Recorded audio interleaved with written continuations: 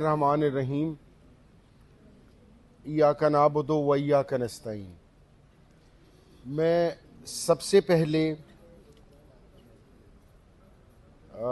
शुक्रिया अदा करूँगा organisers of this conference for making such a great effort, ताकि इस डायलॉग से हम लोग कोई सलूशन की तरफ चलें, ताकि इस मिलकर बैठने से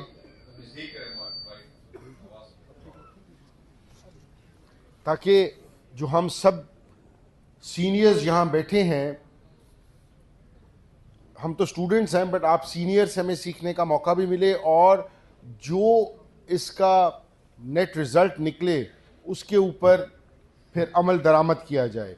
मैं स्पेशली शुक्रिया अदा करूँगा असद कैसर साहब का, महमूद ख़ान अचकज़ई साहब का, राजा नासिर अब्बास साहब का, फिरदौस शमीम नकवी साहब का, सरदार अताउल्लाह अपना सरदार अख्तर जान खान मैंगल साहब का, मखदूम जावेद हाशमी साहब का, मुस्तफ़ा नवाज़ खोखर साहब का, एंड ऑल द सीनियर्स जो यहाँ मौजूद हैं और एक एफ़र्ट करके एक कौमी डायलॉग बनाने की कोशिश कर रहे हैं, और ऐसा डायलॉग कि जिसके ऊपर सब मुत्तफ़िक होकर इस तहरीक को आगे की तरफ लेकर चल सकें।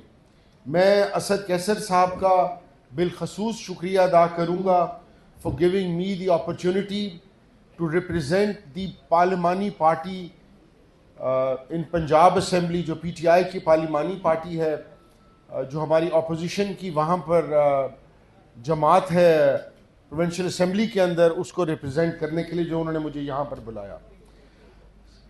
सर, टू बिगिन विद, जो ये हमारी कॉन्फ्रेंस है इसका और जो इसका नाम है Tehreeke Tahaffuz Aain Pakistan, so we have to first understand the constitution. Constitution is not just a piece of paper. Constitution is not the words chosen by the parliament, by the member of the parliament, but it is a promise for the solidarity, it is a promise for the integrity, and it is the promise for the federation of this country. That is the most important point. Sir, Zulfikar Ali Bhutto साहब, चाहे उनके पास 2/3 majority थी, but still he opted for the consensus constitution. अब हालत ये है कि इस कॉन्स्टिट्यूशन को they have made a mockery out of it. Sir, 26वीं तरमीम, 27वीं तरमीम, 28वीं तरमीम, धौंस के ऊपर, जबर के ऊपर, फस्तायत के ऊपर मेंबर पार्लियामेंट्स को मजबूर करना कि वो इस पर्सन स्पेसिफिक और पर्सन सेंटर्ड जो है इस कॉन्स्टिट्यूशन को वो मंजूर कराएं।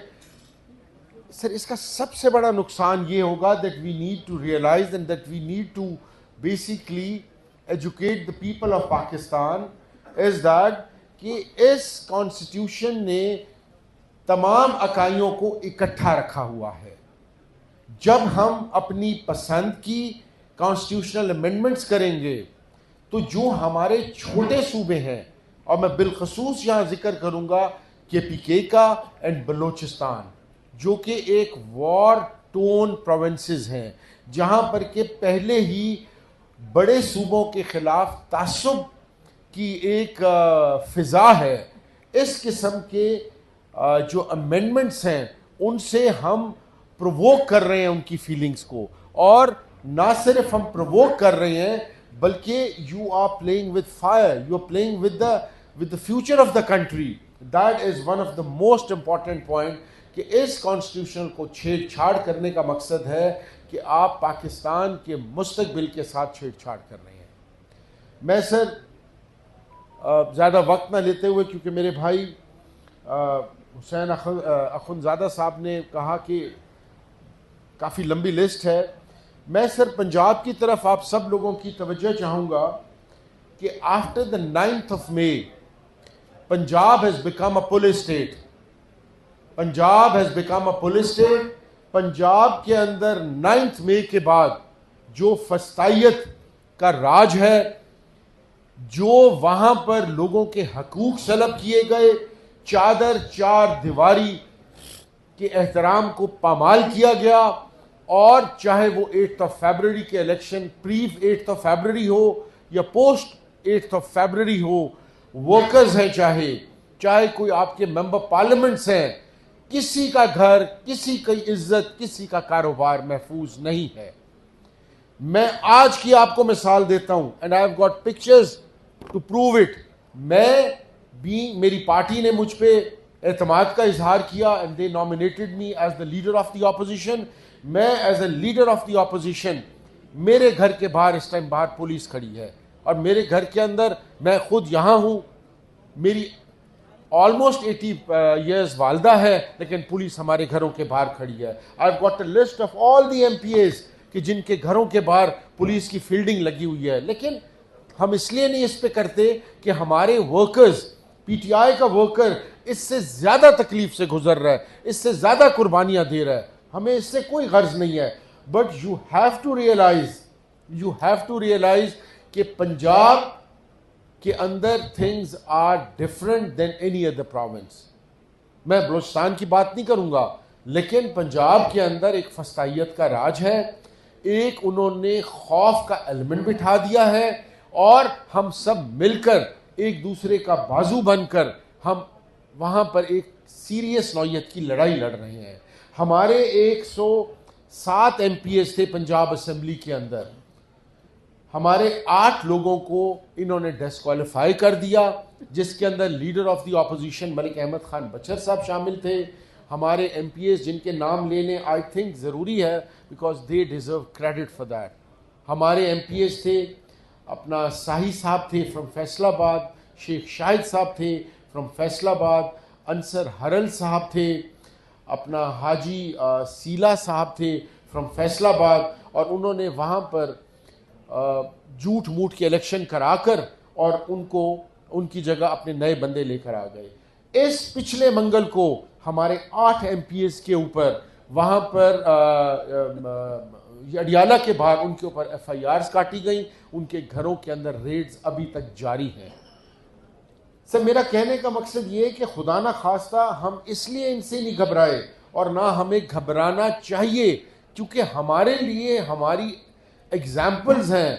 हमारे PTI का वर्कर, हमारे PTI पंजाब का वर्कर, मैं फिर रिपीट करूंगा, इससे बहुत ज़्यादा कुर्बानियाँ दे रहा है, इससे बेइंतहा ज़्यादा अपना कुर्बानियाँ दे रहा है, और उन पे बेइंतहा प्रेशर्स हैं। हमें तो फिर भी as a member of the parliament कहीं ना कहीं कोई लिवरेज मिल जाती होगी, पर असल हमारा जो वर्कर है, he is going through hell and back. मैं सर यहाँ ये कहूँगा कि starting from the 4th of August, जब आप लोगों ने तहरीक की कॉल दी थी, and since then I have been leading the MPAs in Punjab assembly, there has not been a single event, चाहे वो इस्लामाबाद हाई कोर्ट हो, चाहे वो सुप्रीम कोर्ट के अंदर हमारी हाजिरी हो, हमारी प्रेजेंस हो, चाहे लाहौर हाई कोर्ट हो, चाहे अडियाला हो, we are there behind you.